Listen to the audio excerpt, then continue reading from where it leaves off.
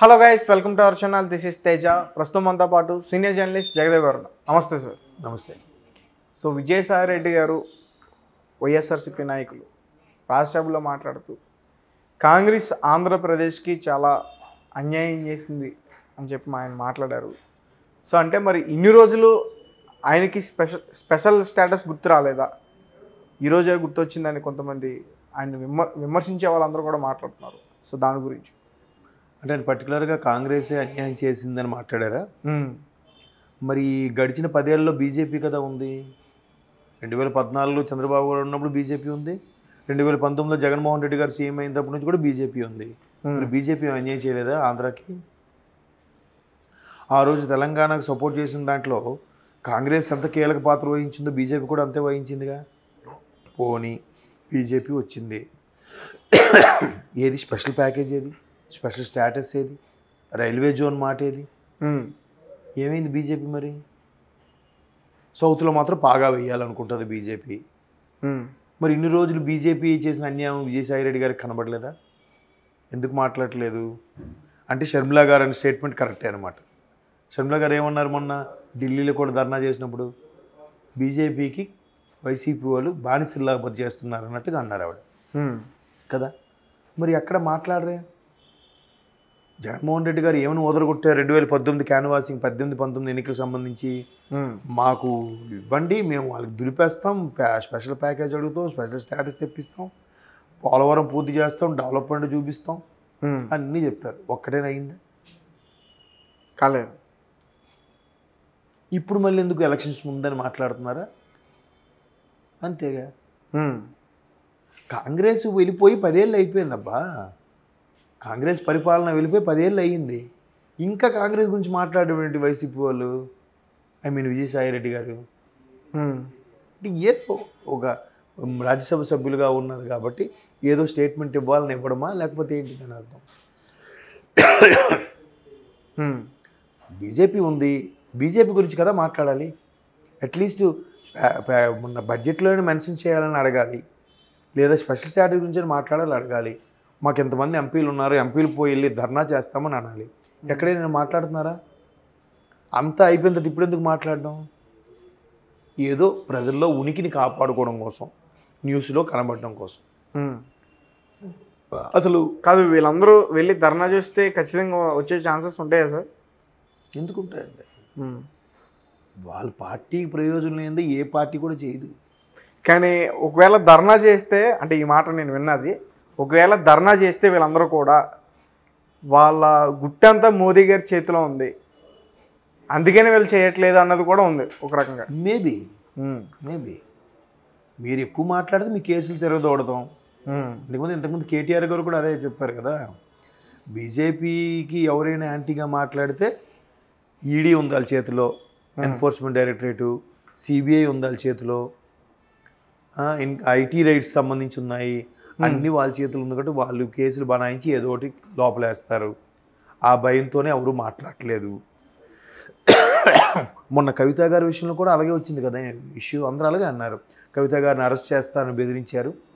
బీఆర్ఎస్కి కవిత గారు అరెస్ట్ చూపించి వాళ్ళతో పాటు కలిసి లోపాయకారం పొత్తు చేసుకున్నారని కొంతమంది కాంగ్రెస్ నాయకులు విమర్శించారు.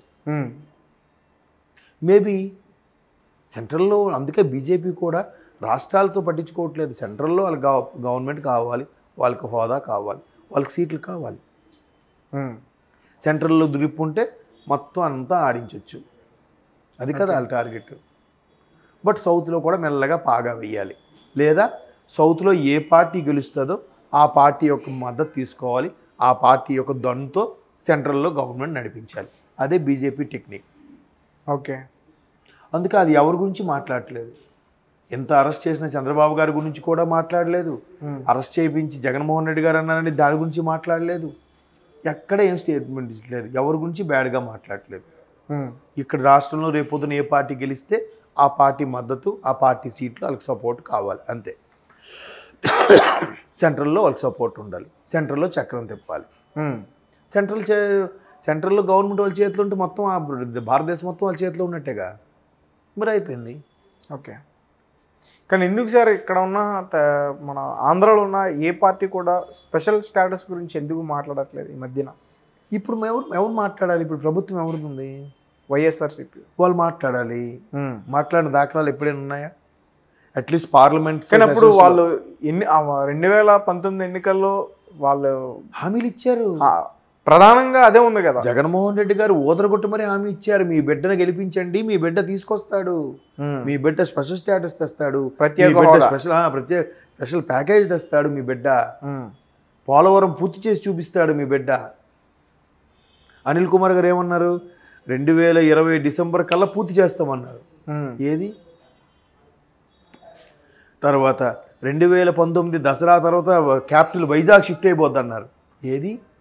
2023 దసరా కూడా అయిపోయింది, 24 వచ్చింది. ఏమైనా అయ్యిందా? ఆ కొండని బోడిగుండులో తయారు చేశారే తప్ప, వైజాగ్లో ఉన్న పీస్ఫుల్నెస్ని చెడదొబ్బారే తప్ప ఏమైంది? ఎందుకు చేయలేదు? పోనీ అమరావతిలో క్యాపిటల్ ఇష్టం లేనప్పుడు తాడేపల్లిలో ఇల్లు కట్టుకుని ఎందుకు ఉండాలి ఆయన?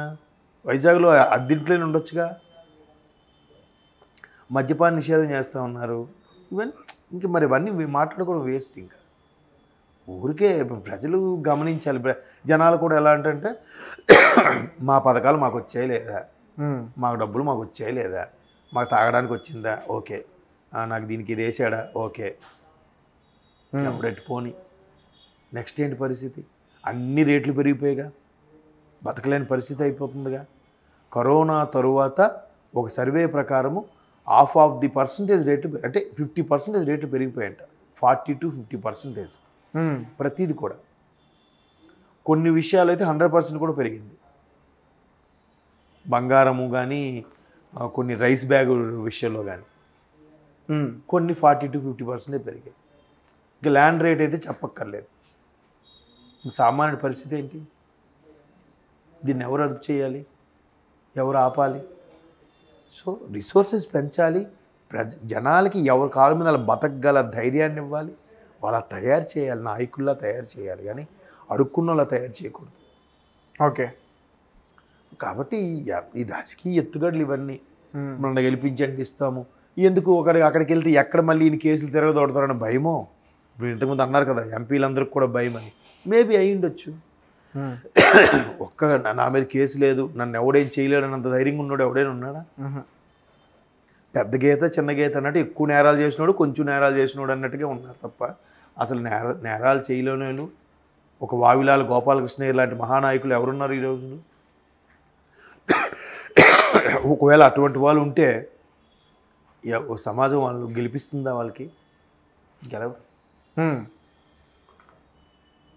జయప్రకాష్ నారాయణ గారు ఎగ్జాంపుల్.